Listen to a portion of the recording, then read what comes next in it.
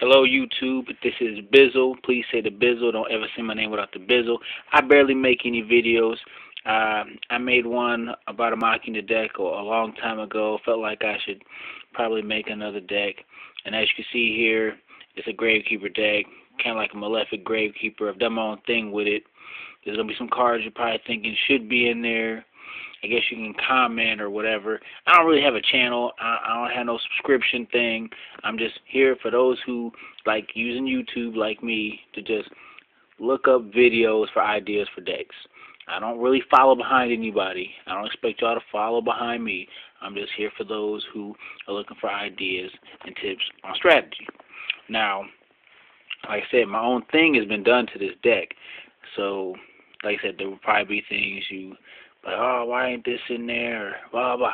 Now, I've seen a lot of Gravekeeper decks. You know, after the ban list came out, everybody said Gravekeepers are dead, blah, blah, blah. They ain't that dead. I mean, I've been able to top a few times or whatever, like second, third, first, and every now and then, but most likely it's usually second, third, you know, whatever, on my strategy. Now, the way I run it is here we got and monsters. Now, it's kind of a monster-heavy deck, I guess, compared to your standard Gravekeeper. I run, I think, 19 monsters, but sometimes I like to draw some monsters, you know what I'm saying? I mean, trap cards can be easily popped off the field or negated. Summons can be also negated, but usually those cards come with like a hefty cost. Like if you're going to negate a summon, you're probably going to pay some life points or something. But like I said, I got 2 Malefic Stardust, which is good to protect your Necro Valley. And my favorite Malefic, my Malefic Cyber End Dragon, which is just a big beater that usually comes as a surprise when you summon it. You know, and they be like, what's that? I'm like, it's a 4,000 banger. That's what it is. And usually you are forcing your opponent to deal with that immediately. If they don't deal with this immediately, they're probably about to suffer. I mean, all you really need is get one good hit in. You have their life points with that. Now, standard Gravekeepers here. Gravekeeper Descendant, 3 of them. It's the control factor of the deck, I guess you would say, because you can use it to pop off cards, and it comes in handy. I run 3 Commandants. Some people run 2, some people run 1. Well, when you're running Malefics, you want that field card at all times. You don't want to ever have to need for a field card. That's why I run 3 of these. I want that field card out. I don't mind having this in my hand while I have a field card, because they're going to, if this is on the field, they're going to try to pop that field card and try to get a 2-for-1. Well, I'll be glad to put my field card right back down by discarding that. Now, I got the Recruiter, which is the searcher, helps thin out the deck, helps you also get the cards you need. You know, standard, you got to run 3 of those. Gravekeeper Spy. It's the only Gravekeeper to actually get you like a true plus. You know, this is just a 1-for-1. This dies, you lose a monster, you gain a monster in your hand. You don't even get the monster back on the field and replace it. It's like a 1-for-1. You lose one monster, get a monster. This is, if this stays, you can get a plus. So obviously you run this. You want to protect that. You want to put it face down and try to protect that, and you really want to flip it yourself, kind of, you know. And then my own tech is 2 Effect Veilers, which comes in handy a lot. A lot of decks right now, they summon in monsters that usually get an effect when they summon like Stratos or that Agent Fairy shit. You know, it's nice to negate that shit and leave them with 1,000 attacker on the field, you know. So everybody's running that shit anyway. Everybody's running Effect Veiler. My shit be getting Effect Veiler all the time. And the right Effect Veiler at the right time can devastate an opponent.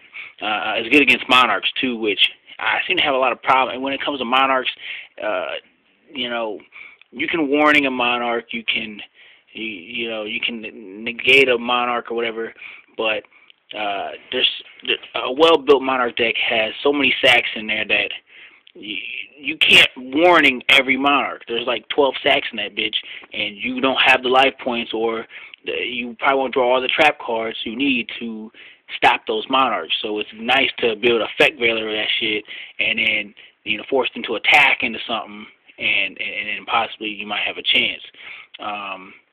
like I said, Monarchs, man. It's one of those decks that hopefully they have a bad hand, or not even a bad hand, but if they're short on a Monarch or two, I can usually get an upper hand. See, Gravekeepers don't swarm. There's very field presence for a Gravekeeper deck is usually you have maybe one or two monsters, and you've been at least trying to hinder them from summoning something, but you're not going to have a field full of shit. You're probably going to have one or two monsters, and you're just going to constantly try to keep them from getting shit out. So with that said, you know, you're not going to be doing these OTKs and shit. You're trying to stun your opponent. The Gravekeepers, in general, is a stun deck. So if you're trying to run, it's a stun deck. It's a stun deck. Now, in terms of magic and traps, okay, magics. 3 Necro Valley. You gotta run it. Boost everybody up. That's the whole part of the stun. When you stop in their graveyard and you're boosting up your stuff, that hinders their deck from doing a lot of the stuff they want to do. A lot of decks rely on graveyard. That card alone can shut down like 20% of somebody's deck. 2 Space Typhoons. I really like these. 3.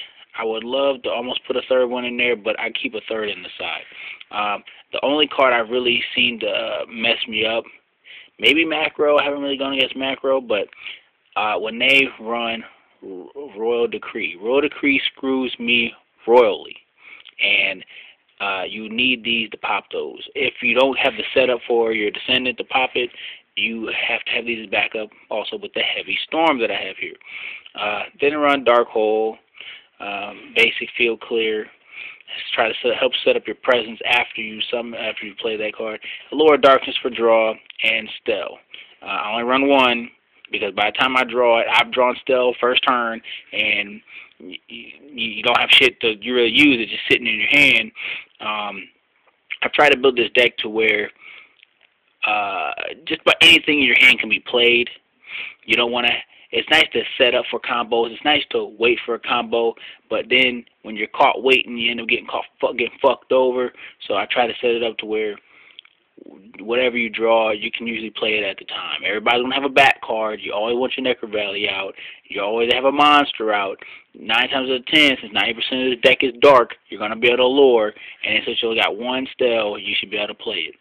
I don't run Pot of Duality because I tried it, and I drew a Malefic and could not play that bitch, and it could have won me the game, and I guess you're saying that, well, if it wasn't Pot of Duality, it would have been something else. You still would have got to the Malefic, but I ended up picking the Malefic out of the card. Tell you the truth, I actually want to pick the Malefic and then choose not to because I can't even play it that turn. If I want to pick a card, I want to pick a card that I can play right then and there. So I decided not to add those to the deck. You're probably thinking it's crazy because you're thinking it might slow down the consistency, but like I said, I tried to make the deck to where the draws, just about any card you can play it. Now, my favorite trap card probably right here is Compulse. I'll run 3 of those, and I'm going to tell you like this, if I open up with 2 Compulses, dude, with a Necro Valley and maybe like a Cyber Malefic or something, I've won games in 2 turns, a bunch of times. You're thinking, Gravekeepers aren't fast. Like I said, Gravekeepers ain't shit in terms of speed. But when you can hit a nigga with 2 4,000s in the first 2 turns, then that's game. And I've easily, you catch a dude where he just all he has is the monster you can play face down, and you're like, well, compulse that shit, 4,000. You set another compulse face down. Why? You know, he just say he'll set another card face down. Compulse that shit, 4,000 game. And I've done that. Now, moving along, 2 new cards I put in here, Starlight Road. 2 Starlight Roads. I don't want to ever have an issue with not having this card, so I decided to run 2 instead of 1. I usually run 1, but 2, I moved up to 2. Solemn Warning, standard, negate that shit. Solemn Judgment, standard, negate that shit. You know, stop that Heavy Storm play. The only card I really need to stop is Heavy Storm or like Black Rose or something. That's it. Anything else I handle just by whatever. Phoenix Chain. stopping monster effects like Black Rose and shit that searches their deck, like when they summon shit like Stratos and the Age and shit. Stopping that shit, stopping a Monarch, giving you a chance is why I like Fiendish Chain. It's good tech. And your Torrential and your Mirror Force. Basic board clears. I love board clears. I usually need that field to get wiped over, and then I can easily, like I said, summon a Malefic, do the 4,000, and pretty much cripple my opponent. Now, in terms of side deck, like I said, Royal Decree has been fucking me over, so I decided to take some stun-like magic cards in here, and Smash and Ground for extra destruction, Shrink as just a card you can bait face down, and it's one of those cards where, you know, Stardust can't negate it, or you're activating during the damage step, you really can't stop it, and, you know, and I should be taking Book of Moon in here, but I've been hurting for space, but it is there. You know, it's there to be sided in. And also the third Space Typhoon for those back cards like, was it Shadow and Prisoner Mirror, or whatever, you know, Royal Decree, whatever.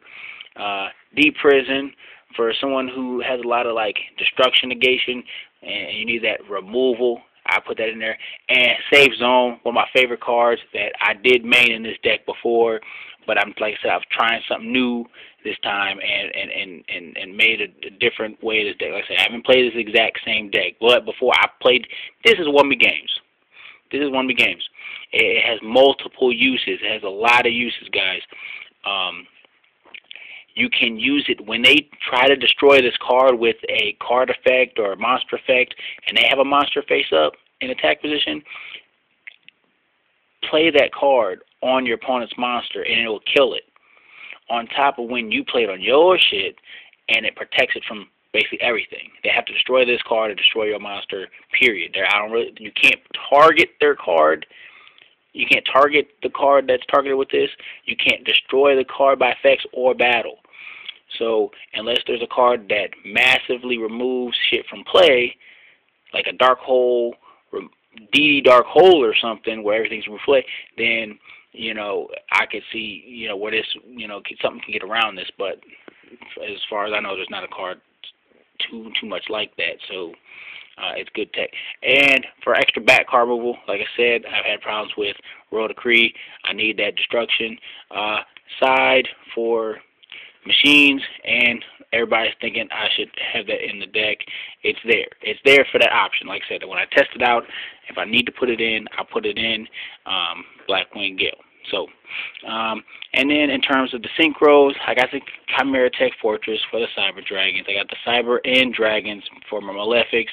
The 3 Stardusts for the Malefic Stardusts. I run 2 Utopias because that's all I can afford. A Black Rose, well, 2 Black Roses, Brainiac, and Ally Catastor. So that's pretty much the deck. It's pretty solid in my eyes. If you want to leave a comment, go ahead. I won't mind. All right. Peace out, YouTubers.